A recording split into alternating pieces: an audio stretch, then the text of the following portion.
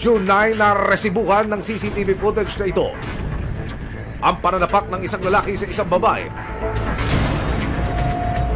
Ang plot twist, kapatid niya ang babaeng sinuntok at hinayaang bumulagta sa sahig. Ano po laman niyang cellphone na yan? Ito pong laman nito ay ko galing sa barangay Aplaya. Ano nangyayari ho dyan? Oh, Tinulak pa po ako ng isa kong kuya. sino ho yung tumulak sa inyo? Binatukan ho kayo ah. Opo. Ayan na ho ulit oh. Oh. Kayo ho yung bumagsak? Opo. Saan ho kayo bumagsak? Kanal ho ba yan? Ano po, main road po. Main road? Saan ho tumama yung batok nyo? Sa bakal po ng gate. Pero pagbagsak nyo ng patiyaya, tumama ho itong likuran ng ulo nyo. Opo.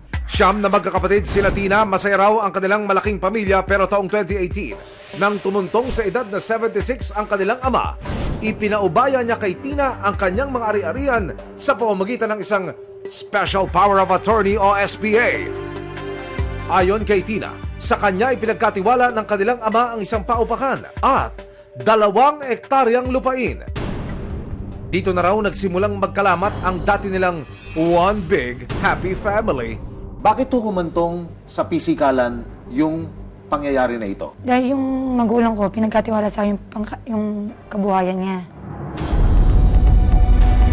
May kaugnayan ba itong gulo na to? Yes Itong po. sakitan? Ano ho? Ako po nag-aalaga sa tatay ko, kinuha nila.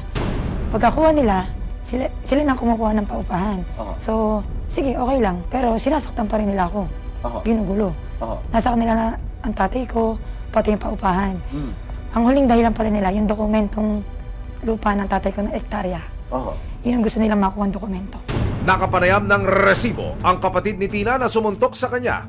Giit niya, ipinagtanggol daw niya ang ama laban kay Tina na sinasagot-sagot daw ang kanilang ama noong June 9 ng gabi.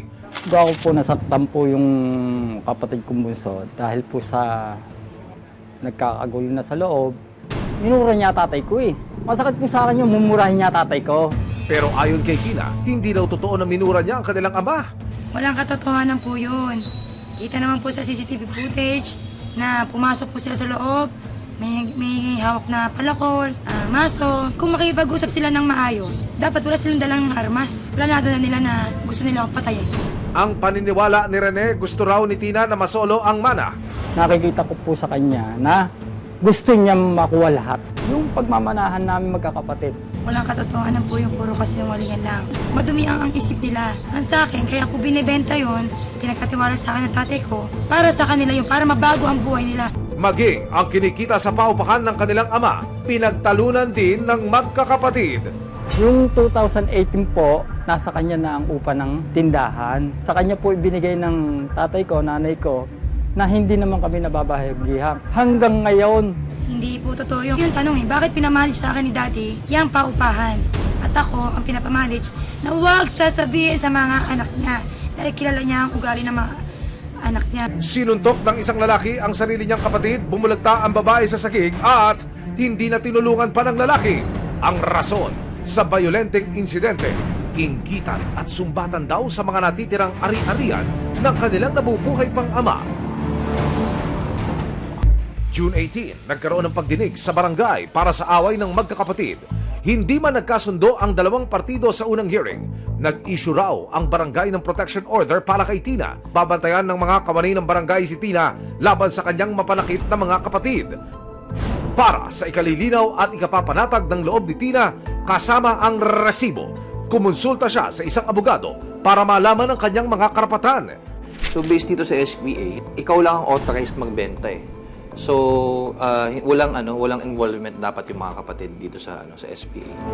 Inilapit din ni Tina ang pananakit ng kanyang kapatid. Pwedeng po yan eh, attempted homicide eh. Kasi considering yung location kung saan kasinuntok. Ayon kay Tina, desidido siyang magsampa ng kaso. Handa akong kasuhan, kailangan magbayad sila sa ginawa nila sa akin. Yung pagsuntok na nawalan ako ng malay, paano kung hindi na ako nagising? Kawawa po yung anak kong nag-iisa. Kapag usaping mana, nakalulungkot na pinag-uugatan ito ng away sa pamilya. Kailanman, walang lugar sa lipunan ng pananakit sa kapwa, magkaduguman o hindi. Mahal ko sila eh. Kaso, hindi nila ako mahal. Nariyan ang batas para masiguro ang karapatan ng bawat isa at mapanatili ang kapayapaan.